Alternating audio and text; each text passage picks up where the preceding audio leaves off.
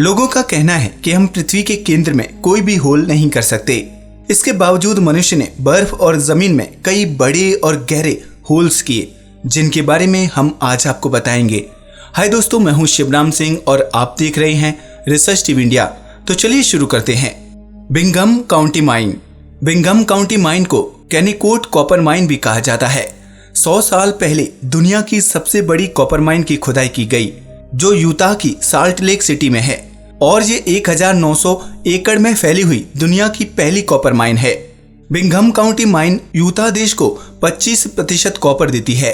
1906 में पहली बार खोदी गई ये खदान अभी तक खुली हुई है और ये टूरिस्ट के लिए अब नेशनल हिस्टोरिक लैंडमार्क के तौर पर घूमने की जगह बन गई है। Kola super deep borehole.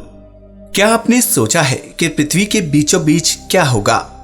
आपने कभी ये जानने की कोशिश की कि कोला सुपर डीप बोरहोल क्या है और इतना इम्पोर्टेंट क्यों है?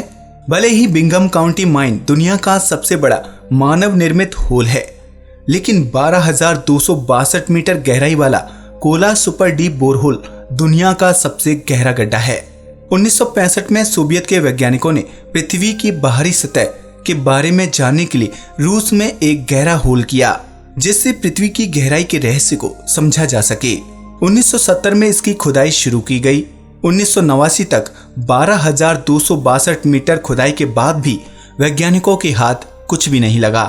इतने साल खुदाई के बाद भी वैज्ञानिक पृथ्वी की गहराई के सिर्फ 0.2% पर ही पहुंच सके थे।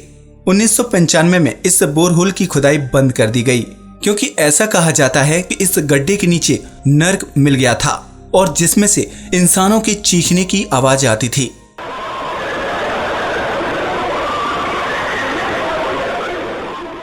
फिलहाल इस होल को ऊपर से बंद कर दिया गया है। Diavik diamond mine. Diavik diamond mine Canada में है। 2003 में इसकी खुदाई का काम शुरू हुआ, जो दुनिया में हीरे के मुख्य स्रोतों में से एक है। जब से इस डायमंड माइन में काम शुरू हुआ, तब से लेकर आज तक यहां से 100 मिलियन कैरेट से ज्यादा के हीरे निकाले गए हैं। Berkeley pit.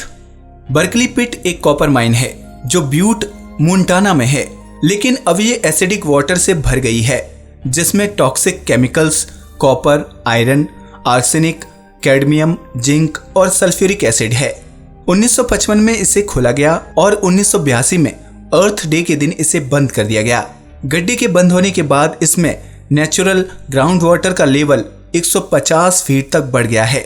2003 में बार्कली पिट में पानी के खतरे के स्तर तक पहुंचने से रोकने के लिए एक वाटर ट्रीटमेंट प्लांट भी लगाया गया। मिर माइन।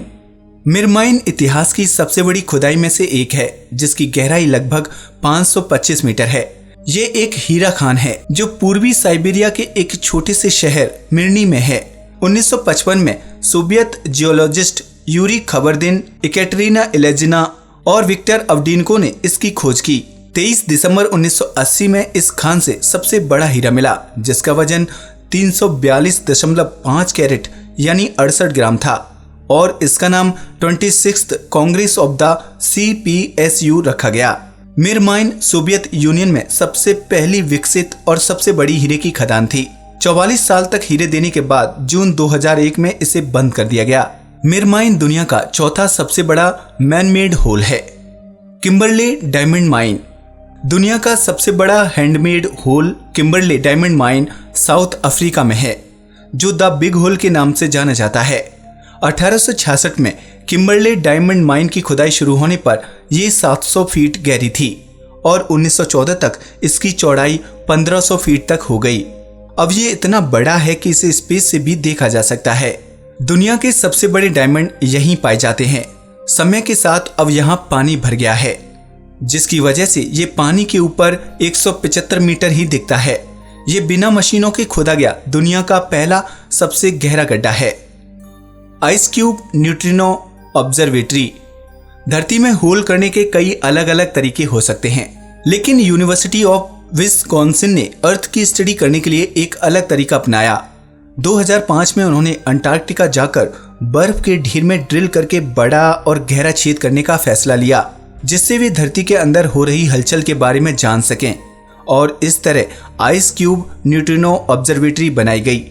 2005-2006 में उन्होंने ऑब्जर्वेटरी में 8 और तार लगाए, जिसकी वजह से आइस क्यूब न्यूट्रिनो ऑब्जर्वेटरी दुनिया की सबसे बड़ी न्यूट्रिनो दूरबीन बन गई। आज के लिए बस इतना ही। वीडियो अच्छा लगा हो तो प्लीज़ इसे लाइक और शेयर करें, साथ ही चैनल को सब्सक्राइब भी करें। नमस्कार दोस्तों।